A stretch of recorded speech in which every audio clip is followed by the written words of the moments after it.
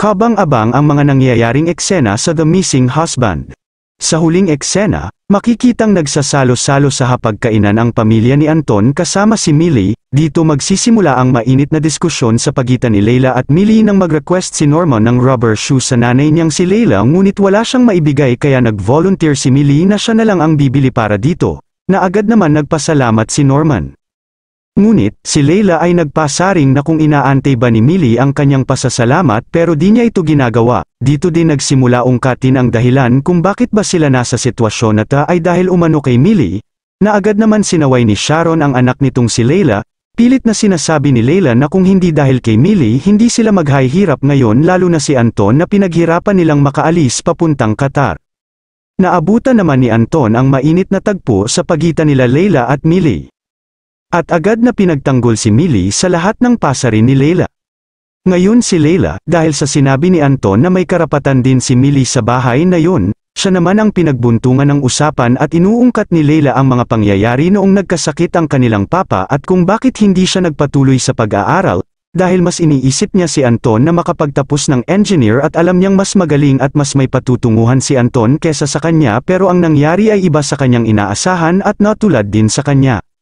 Kaya sinabi nito na siya na ang aalis, ngunit agad na kinontra ito ng kanilang ina at sinabing walang aalis, hindi porket na walang trabaho si Anton ay aalis na siya, kaya nga pamilya ay dapat unawain at magtulungan. Ngunit umalis na si Leila at di na nagawang sumagot sa kanyang ina. Pagkatapos ng nangyari sa hapagkainan, sa kwarto makikita si Millie nakaupo sa kama at siyang pagpasok ni Anton sa kwarto. Dito sinabi ni Millie na naiintindihan naman niya si Leila kung bakit nagagalit ang ito. Nagpasalamat naman si Anton sa pag-intindi sa mga nangyari at pagtitiis nito. Sinabi din ni Anton na pinapaayos niya na at pinapalakad na nito sa kakilala ni Brendan sa Qatar ang mga papeles para maging maayos ang pag-alis niya at makabalik pa siya dito para makapag-ipon sila at makapagbukod na ng bahay. Sinabi ni Millie na magtutulungan silang dalawa para mangyari ito.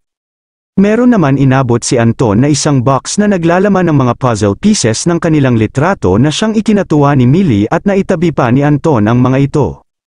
Pero sinabi ni Anton na bukas na nila ito bubuuhin at siya ay may racket na ikinatuwa naman nila parehas ni Millie dahil siya ay natanggap sa banda. Sa loob ng bar, makikita si Anton na tumutugtog sa drum set after ng isang kanta. Sinabi ng singer ng banda na pwede silang mag-request ng kanta. May isang customer na nag-request ng It Had to Be You, ngunit hindi ito alam tugtugin at kantahin ng banda. Uminit ang ulo ng customer at napakadaling kanta lang ito, di pa nila alam, kaya sinabi ni Anton na kung pwede ibang kanta na lang, ngunit ikinainis ito ng customer na sinabi na tatanong tapos di naman alam ang kanta, sabay hagis ng lata ng alak sa harap nito at siya namang tumayo ang lasing na customer at inagaw ang mikropono at siya na lang ang kakanta ng kanyang request. Inaawat ni Anton ang lasing na customer na kumakanta pero bigla siyang inundayan ng suntok na agad naman ginantihan ng suntok ni Anton. Sa susunod na episode ng The Missing Husband, makikitang nag-uusap si Anton at Brendan. Sinabi ni Anton na natanggal siya sa trabaho at pinag-iisipan kung magnenegosyo na muna sila.